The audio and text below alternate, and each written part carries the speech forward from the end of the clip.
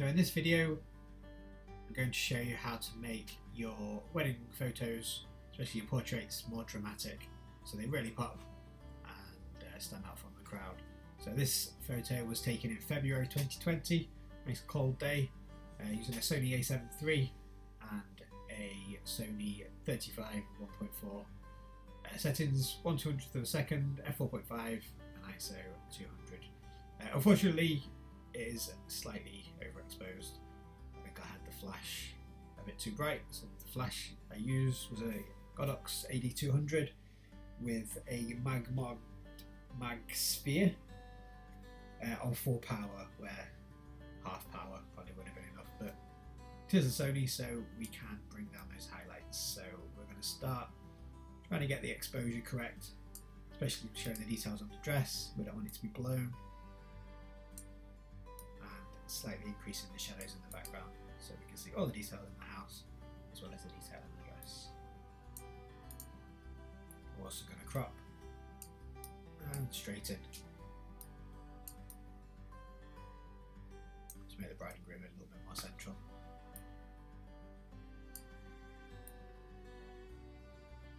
So once we're happy with the highlights, we're going to go down to the bottom and just ever so slightly add some pinks into our shadows.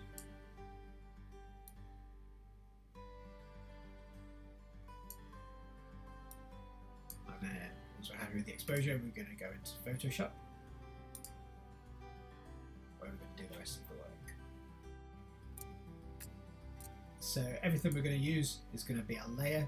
So if we need to go back or make any changes, we can just do so quite quickly. So we're going to start adding a layer. So first off, we're going to go with color balance, and this is basically hue and saturation for your midtones, shadows and highlights. So we're going to start with midtones, and the idea is to make the skin tones a little bit more realistic, and at the same time making the couple stand out from the background. So we do that by making the background slightly darker and making them slightly brighter. So there's no definite way of adjusting your layers, adjusting your sliders, just until you think the skin tones are a little bit more realistic. So I think in the original photo they were slightly warm, so by adding cyan to the midtones we can slightly cool them down. The same on the shadows, which is going to be the wall in the background. So the idea is to make it slightly darker to make the couple pop from the picture. Done like that. Next, we're going to add selective colour. Similar kind of thing. I'm going to start with the blacks.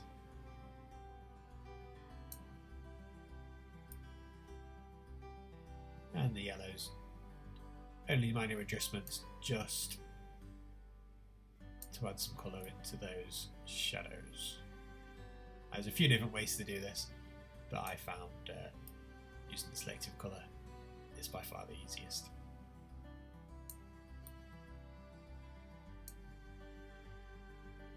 So your photo, we're getting there. Skin tones a little less orange, a little bit more realistic. Details preserved in the dress. Next, we're going to add channel mixer. So basically what this does is dials down the orange tones to their face and makes their skin a little bit more realistic. So we're going to start channel mixer and then any preset, black and white preset, and we're going to adjust the opacity to around 15%, as you can see. Ever so slightly dials down their skin tones. And again, it's just a case of adjusting the sliders until you're happy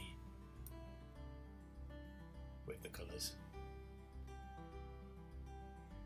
So already you can see we've got realistic colours in the skin tones, and the background is darker so the couple stand out. Next, because this was a February wedding, the skies are pretty dull, so we're going to go to another day from another wedding and find a dramatic sky and replace it. So this was taken in the summer. We're going to put this sky where that sky was. So we want it to look realistic. We don't want it to look like it wasn't there. So we're going to put the sun below the wall so it can't be seen. Add it to our picture. So the way we're going to edit it in is duplicate the background first, and then drag the sky behind the duplicate layer, and then we're going to delete the background of the duplicate layer. So we're going to do this by selecting the colour range, and the idea is to click on the sky, bits that you want to be selected, hold shift, make sure all the clouds and every colour's in there. We want to keep the detail at the top of the trees, which unfortunately is easier said than done with no leaves on the trees, but we can increase or decrease the fuzziness until we're happy with the level of the selection. Unfortunately, her dress and parts of the ground are the same colour as the sky, so we are now going to have to go in and get rid of that selection. So just a case of pressing Q and using your paintbrush to paint that selection back in.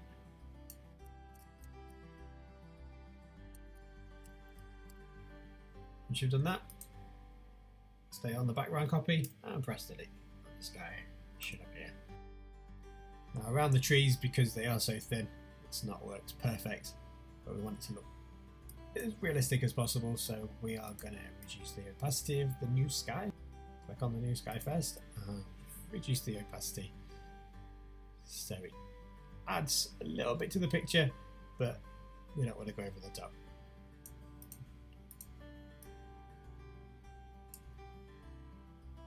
So it keeps the detail of the trees and it doesn't necessarily look like we've added it, but it just adds to our picture.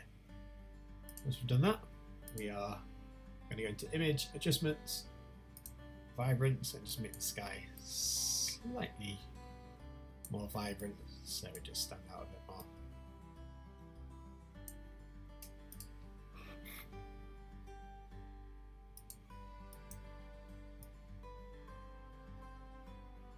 But still lost some of the detail in the trees. So we'll reduce the opacity until most of the detail is there. Okay, next, you see in the background there are some people unfortunately stood there, so we're going to end those out using the clone stamp tool. So we need to click on our background copy, and on a Mac it's an option, and you can select the place you want to copy from and where to. I think on a PC it's Alt, or might be Shift to do the same thing, and then it's just a case of copying it across until the guests have gone. Perfect. And once you've completed all those, you can then resave it and go back into Lightroom. Now it's nearly perfect, just a few minor adjustments in Lightroom to really make that picture pop. I think we're happy with the skin tones, it's pretty realistic and they really do stand out from that background. So at this point it's minor adjustments that we're making in Lightroom. Pretty happy with how the photos turned out from the edits in Photoshop. And there we go. Before, reset that, and after. Thank you very much for watching. Please subscribe to our channel. We will be editing one photo every week, all year throughout 2020, in a similar style, using a few different techniques.